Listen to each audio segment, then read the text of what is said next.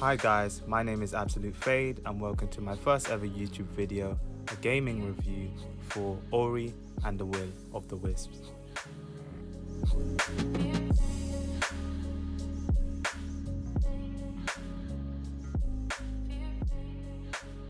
Ori and the Will of the Wisps is the sequel to Ori and the Blind Forest. Ku the Owlet and Ori the Spirit are both orphans adopted by Naru, their foster mother. Ku the Owlet had a damaged wing that made it unable to fly.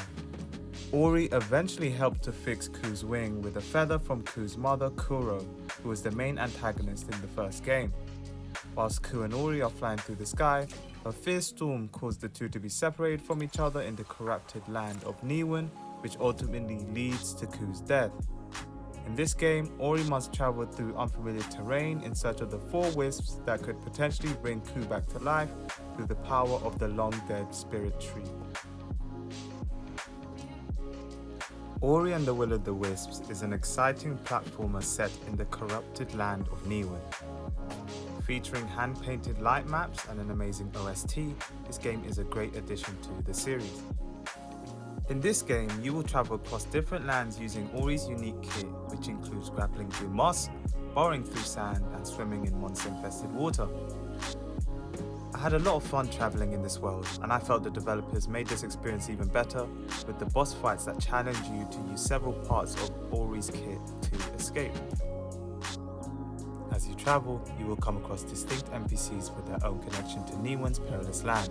And during your adventure, you can attempt to fulfill their side quests to bolster your knowledge of the history of Niwen before disaster struck. I like that the NPCs who were natives of Niwen had an interesting backstory, and this made me actively seek out to complete the side quests more. Collect spirit light and other collectibles in hard to reach areas, visit spirit trees to gain new powers, and complete spirit trials to help you on your journey to save Ku.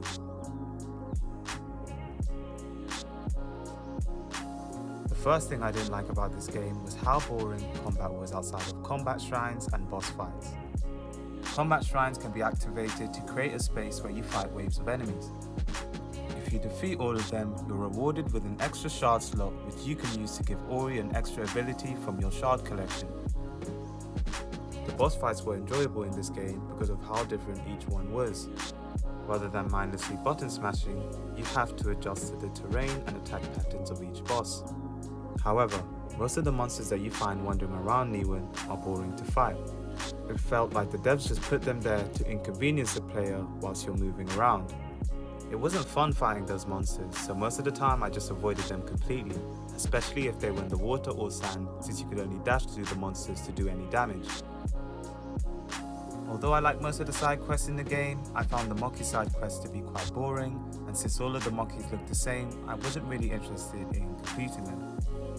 One side quest given to me by Monkey was to travel to where his old home was and try to see if his family was alive and to get back to him with the news.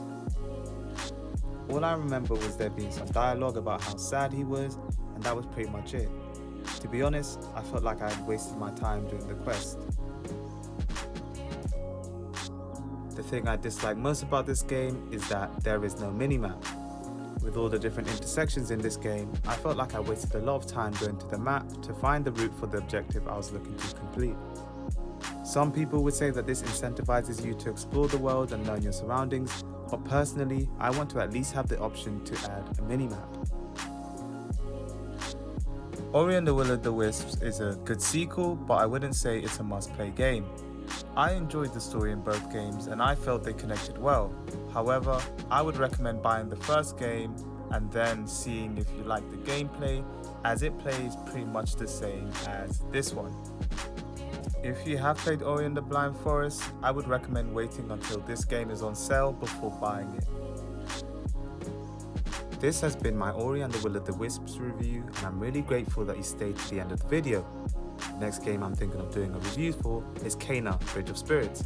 But for future videos, I would love to hear your suggestions on which old or new games I should review.